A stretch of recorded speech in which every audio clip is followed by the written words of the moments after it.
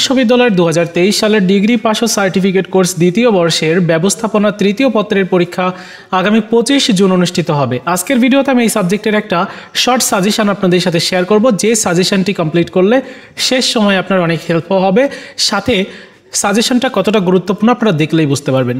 এটাই হচ্ছে সাজেশন, যেখানে ক বিভাগের অতি সংক্ষিপ্ত প্রশ্ন মোট রয়েছে হচ্ছে 39টা প্রশ্ন পড়লেই এনাফ, আর অন্য প্রশ্ন পড়া লাগবে না। শেষ সময়ে এই প্রশ্নগুলো গুরুত্বপূর্ণ। খ বিভাগের প্রশ্ন যদি দেখাই, তাহলে খ বিভাগে এখানে প্রশ্ন সংখ্যা হচ্ছে 20টার একটু বেশি, কারণ খ বিভাগের প্রশ্ন কিন্তু খুবই কমন আসে, যার জন্য একটু প্রশ্ন বেশি দেওয়া হয়েছে, এবং গ বিভাগের প্রশ্ন খুব বেশি নেই। সো পুরো সাজেশনটাই আপনারা কমপ্লিট করেন। যারা প্রিমিয়াম সাজেশন সংগ্রহ করেছিলেন, আপনাদের নিশ্চয়ই সাজেশনটা অলরেডি কমপ্লিট করা হয়ে গেছে। যাই হোক, এই ছিল পুরো সাজেশনটা।